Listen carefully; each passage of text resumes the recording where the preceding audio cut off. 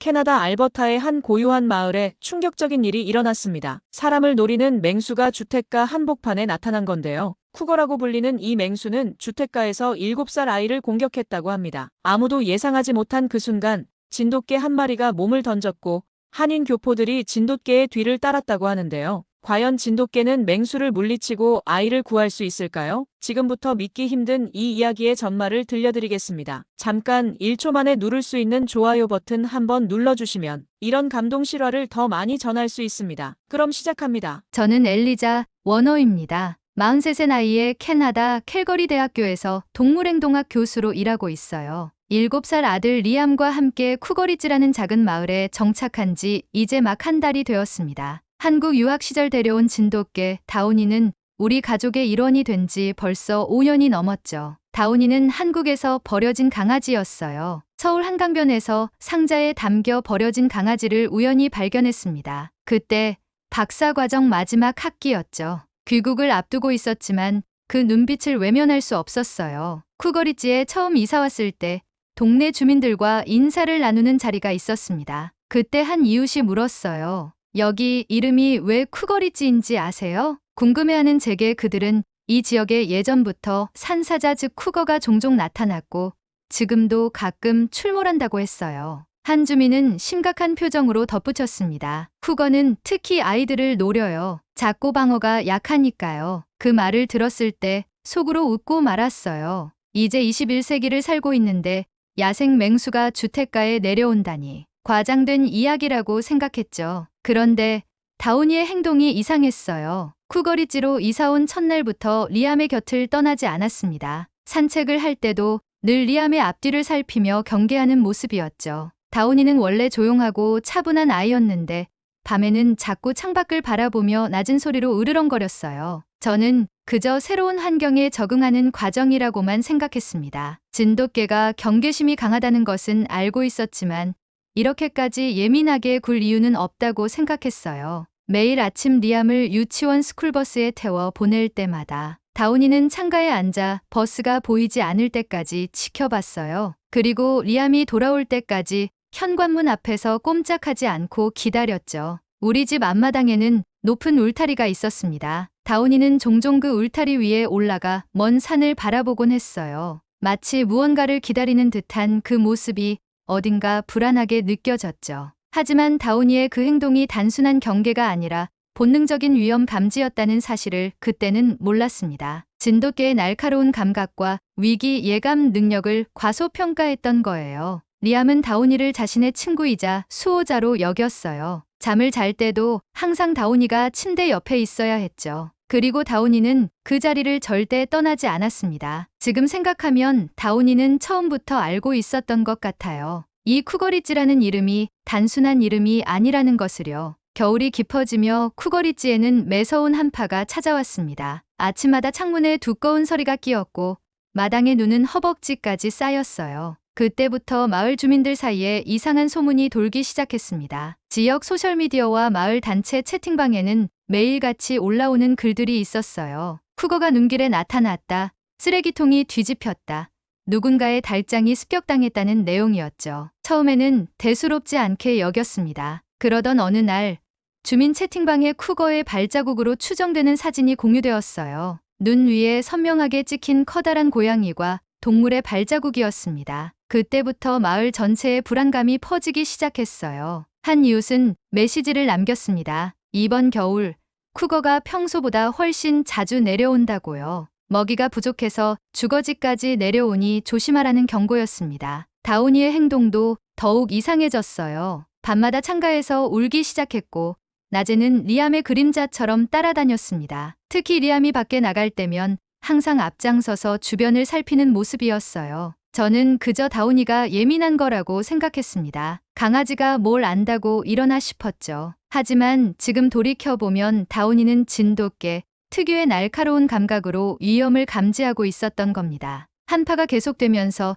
야생동물들의 행동 반경이 넓어지고 있었어요. 다운이는 그것을 본능적으로 알았던 거죠. 하지만 그런 위험을 감지하고도 소란을 피우지 않는 진돗개의 묵묵한 충직함은 오히려 제가 위험 신호를 무시하게 만들었습니다. 어느 저녁 리암과 함께 눈사람을 만들고 집으로 돌아왔을 때였어요. 다운이가 갑자기 현관 앞에서 멈춰 서더니 낮게 으르렁거렸습니다. 저는 보이지 않았지만 다운이는 분명 무언가를 감지했어요. 그날 밤 이웃집 쓰레기통이 모두 뒤집어져 있었고 눈 위에는 큰 발자국이 남아 있었습니다. 그래도 여전히 저는 심각하게 생각하지 않았어요. 도시에서만 살아온 제게 야생동물의 위협은 실감나지 않았거든요. 그저 추운 겨울이 지나면 모든 것이 괜찮아질 거라고 생각했습니다. 하지만 다운이는 달랐. 매일 밤 창문을 향해 앉아 밖을 지켜보았고 리암이 잠든 후에도 그의 방문 앞을 떠나지 않았습니다. 마치 무언가가 다가오고 있다는 것을 알고 있는 듯했어요. 이제 와서 돌이켜보면 그 모든 징후들이 보였습니다. 한국에서 온 진돗개 다운이가 보여준 경계와 직감의 신호들을요. 그러나 저는 그것을 알아채지 못했어요. 그리고 그 대가는 너무나 크게 다가왔습니다. 12월 23일 쿠거리지에 기록적인 눈보라가 몰아쳤습니다. 기상청에서는 50년 만에 최악의 한파라고 경고했어요. 체감온도는 영하 35도까지 내려갔고 바람은 시속 70km로 불었습니다. 그날 아침 갑자기 전기가 끊겼어요. 전화도 통하지 않았습니다. 마을 전체가 눈에 파묻혀 고립된 상태였죠. 라디오로 들은 뉴스에 따르면 구조대도 폭설 때문에 쉽게 접근하지 못한다고 했어요. 오후 3시쯤 잠시 눈이 그쳤을 때였습니다. 저는 부엌에서 라면을 끓이고 있었어요. 제 뒤로 현관문이 열리는 소리가 들렸습니다. 돌아보니 리암이 두꺼운 파카를 입고 있었어요. 잠깐만 눈사람 볼게요. 리암의 말이 채 끝나기도 전에 다운이가 부엌을 가로질러 달려가 리암 옆에 섰습니다. 제가 뭐라 말하기도 전에 둘은 문 밖으로 사라졌어요. 잠시 뒤뜰에서 놀다 올 거라 생각했습니다. 라면을 다 끓이고 창밖을 보니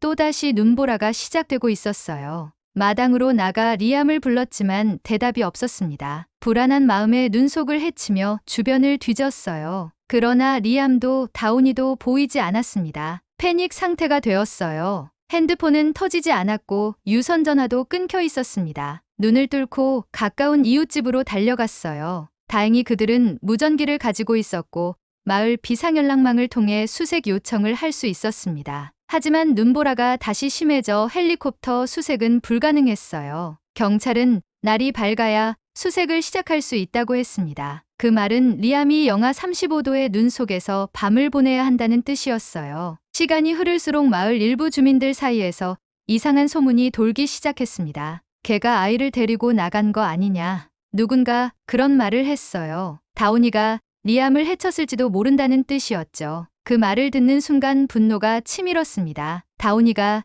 리암을 위험에 빠뜨릴 리 없어요. 오히려 리암을 지키려고 했을 겁니다. 저는 끝까지 다운이를 믿었어요. 한국에서 데려올 때부터 리암을 자신의 새끼처럼 여겼던 다운이었으니까요. 진돗개의 충성심을 알기에 의심하지 않았습니다. 그렇게 가장 길고 추운 밤이 시작되었어요. 창밖에는 세상이 끝난 것 같은 하얀 폭풍이 몰아쳤고 저는 방 안에서 기도하며 밤을 지새웠습니다. 얼마나 많이 울었는지 모릅니다. 내 아이가 저 매서운 눈보라 속에 있다는 생각에 미칠 것 같았어요. 하지만 한편으로는 이상한 확신이 있었습니다. 다운이가 있으니 괜찮을 거라는, 다운이라면 리암을 지킬 것이라는 믿음이 저를 붙들어 주었어요. 그리고 그 믿음은 결코 헛되지 않았습니다. 밤새 잠 한숨 모지르고 창가에 앉아 있을 때였어요. 새벽 5시쯤 현관문을 두드리는 소리가 들렸습니다. 문을 열자 낯선 아시아계 부부가 서 있었어요. 자기들을 장 집사 부부라고 소개했습니다. 그 아이 소식 들었습니다. 그 애는 남의 자식이 아닙니다. 그 말 한마디에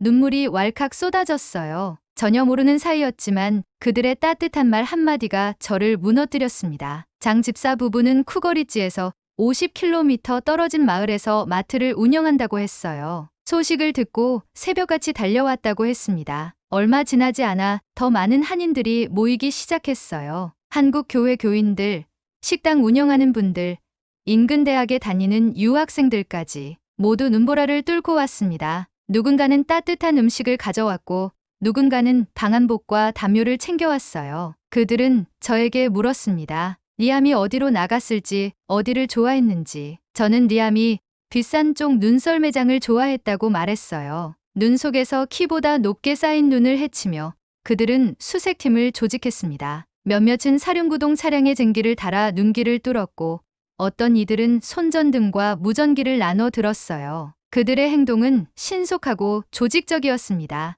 마치 오래 훈련한 구조대 같았어요. 이렇게 많은 사람들이 낯선 아이를 위해 목숨을 걸고 나서는 모습이 믿기지 않았습니다. 저는 물었어요. 왜 이렇게까지 하느냐고. 한 할머니는 그저 이렇게 말했어요. 우리는 남이 아닙니다. 그 말 속에 담긴 의미를 그때는 완전히 이해하지 못했어요. 하지만 그들의 행동에서 보였습니다. 민족적 연대감, 서로를 돕는 공동체 정신이. 그날 아침 저는 처음으로 깨달았어요. 우리는 이 낯선 땅에서 혼자가 아니었다는 것을요. 지금까지 이웃들과 인사를 나누며 살았지만 진정한 이웃의 의미를 몰랐던 겁니다. 한인들은 3일 동안 먹을 도시락을 준비해 왔어요. 언제 리암을 찾을 수 있을지 모르지만 끝까지 포기하지 않겠다는 의지였습니다. 그들의 단단한 결의에 저도 힘을 얻었어요. 아침이 밝아오며 날씨가 조금 나아졌을 때 마을 소방서장이 공식 수색대와 함께 도착했습니다. 하지만 그들이 도착했을 때 한인 수색대는 이미 세 방향으로 나뉘어 수색을 시작한 뒤였어요. 저는 그들과 함께 눈속을 헤치며 리암의 이름을 불렀습니다. 눈은 허리까지 왔고 바람은 여전히 매서웠어요. 하지만 누구도 포기하지 않았습니다. 리암을 찾을 때까지 멈추지 않겠다는 의지가 모두의 눈에서 빛났어요. 그 순간 저는 한국인들의 특별한 단결력과 의지를 보았습니다. 남의 아이를 자신의 아이처럼 생각하는 마음이요. 그것은 말로 설명할 수 없는 행동으로만 증명되는 무언가였습니다. 수색 시작 2시간쯤 지났을 때였어요. 한인 수색대 중 한 팀이 무전으로 연락해왔습니다. 보우밸리 능선 근처에서 리암의 장난감 로봇을 발견했다고요. 저는 심장이 터질 듯이 뛰며 그쪽으로 달려갔어요. 그곳에 도착하자 장 집사가 눈 위에 남은 발자국들을 가리켰습니다. 작은 아이 발자국, 개 발자국, 그리고 커다란 고양이과 동물의 발자국이 섞여 있었어요. 세 종류의 발자국이 서로 얽혀 있는 모습을 보니 온몸에 소름이 돋았습니다. 수색대는 발자국을 따라 더 깊은 숲으로 들어갔어요. 눈은 더 깊어져 때론 가슴까지 차올랐습니다. 그런데도 한인들은 지치지 않고 앞으로 나아갔어요. 저도 기운이 닿을 때쯤 누군가 외쳤습니다. 여기요. 거대한 눈더미 앞에 모두 모였어요. 눈 속에서 뭔가 불규칙한 모양이 보였습니다. 조심스럽게 눈을 파헤치자 그곳에는 리암이 있었어요. 눈 아래 파묻혀 있던 리암은 창백했지만 숨을 쉬고 있었습니다. 그리고 더 놀라운 것은 리암의 위를 덮고 있던 다운이었어요. 다운이는 자신의 몸으로 리암을 완전히 덮고 있었습니다. 눈과 얼음에 뒤덮인 채 미동 없이 버티고 있었어요. 처음에는 다운이가 죽은 줄 알았습니다. 하지만 가까이 다가가자 희미하게 숨을 쉬고 있었어요. 다운이는 제 강아지는 자신의 온몸으로 리암을 감싸 체온을 나눠주고 있었던 겁니다. 주변 눈 위에는 여러 발자국들이 찍혀 있었어요. 특히 거대한 고양이와 동물의 발자국이 뚜렷했습니다. 어떤 일이 있었는지 짐작할 수 있었어요. 쿠거가 나타났고 다운이는 리암을 지키기 위해 이 자리를 지켰던 겁니다.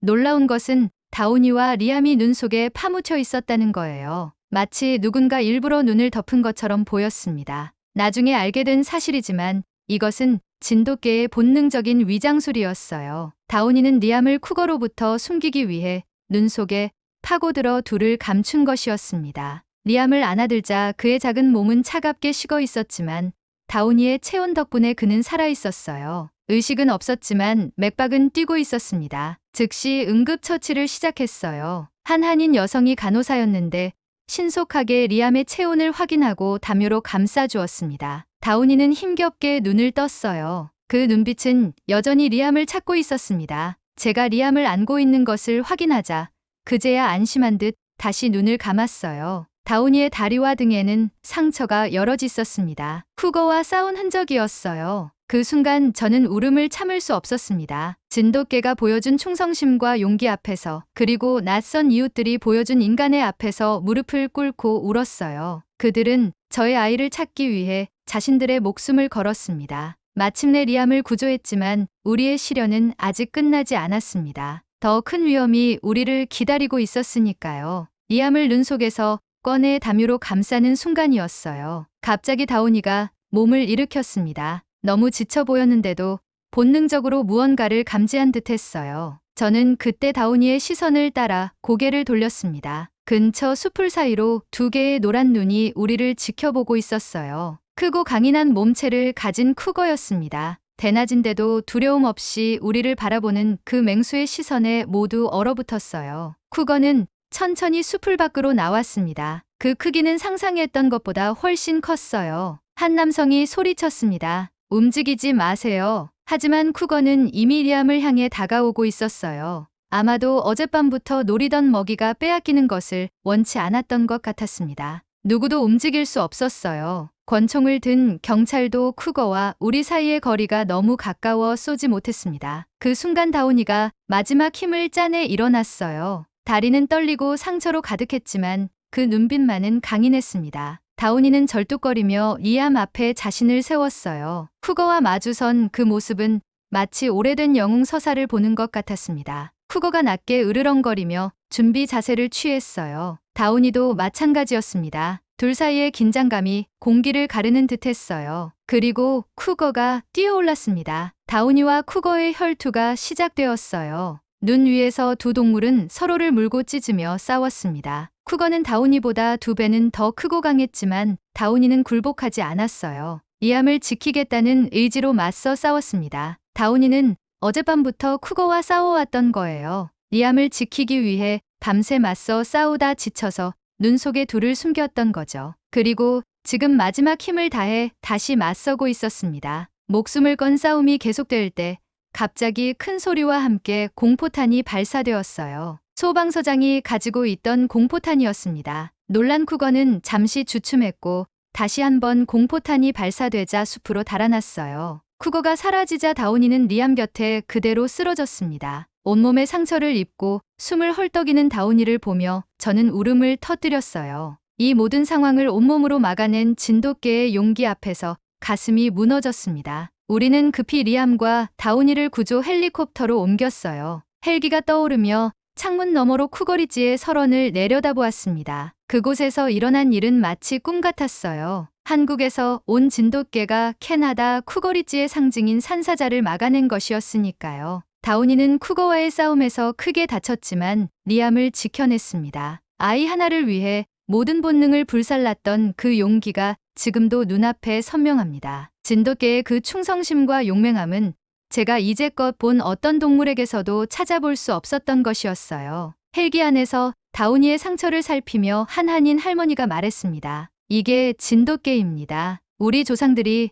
1000년 넘게 함께한 개죠. 그 말에 깊은 의미가 담겨 있음을 느꼈습니다. 단순한 반려동물이 아닌 역사와 문화가 스며든 존재라는 것을요. 칼거리 종합병원에 도착했을 때 리암은 즉시 응급실로 옮겨졌어요. 저는 그의 손을 놓지 않았습니다. 의사들은 리암이 저체온증과 탈수 상태라고 했지만 다행히 생명에는 지장이 없다고 했어요. 다운이는 동물병원으로 이송되었습니다. 상태가 심각했어요. 다리 두 곳의 골절, 여러 군데 물린 자국, 그리고 심한 저체온증. 수의사는 이렇게 말했어요. 이 상태에서 살아남은 건 기적입니다. 보통 개라면 이미 죽었을 겁니다. 다운이가 회복될 가능성은 50대 50이라고 했어요. 이틀 동안 저는 리암의 병실과 다운이가 있는 동물병원을 오가며 불안한 시간을 보냈습니다. 리암은 점차 회복되어 갔지만 다운이는 여전히 의식이 없었어요. 사흘째 아침 동물병원에서 전화가 왔습니다. 다운이가 눈을 떴다고요. 저는 리암을 휠체어에 태워 함께 다운이를 보러 갔어요. 병원 케이지 안에 다운이는 많이 야위어 있었습니다. 하지만 우리를 보자 꼬리를 흔들었어요.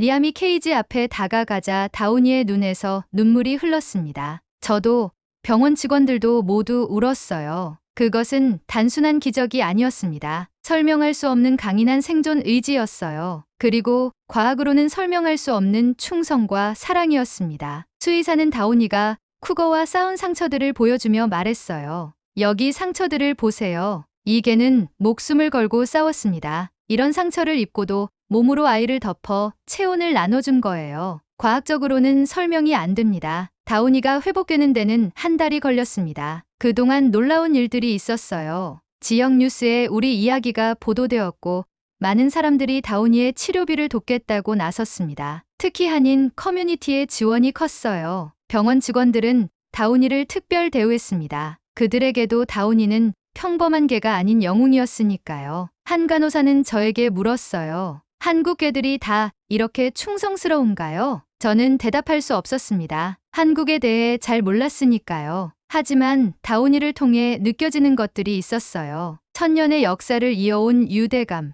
충성심, 그리고 희생 정신. 그것은 다운이의 DNA에 새겨진 것 같았습니다. 마침내 다운이가 퇴원하는 날, 병원 앞에는 여러 한인분들이 모여 있었어요. 그들은 다운이를 위해 특별한 간식과 선물을 준비해 왔습니다. 마치 가족을 맞이하듯이요. 다운이는 다리를 절었지만 당당하게 병원을 나왔어요. 리암은 휠체어에서 일어나 다운이에게 달려갔습니다. 둘이 재회하는 그 모습에 모두가 박수를 쳤어요. 그것은 단순한 반려동물과의 재회가 아니었습니다. 서로의 목숨을 구한 전후의 재회였어요. 그날 저는 처음으로 진돗개라는 견종에 대해 알아보기 시작했습니다. 그리고 한국 문화 속에서 진돗개가 가지는 의미를 조금씩 이해하게 되었어요. 다운이는 단순한 개가 아니라 천년의 역사를 품은 살아있는 문화유산이었던 거죠. 퇴원 후 다운이는 오른쪽 뒷다리를 절뚝거렸어요. 수의사는 평생 그럴 것이라고 했습니다. 하지만 그 절음은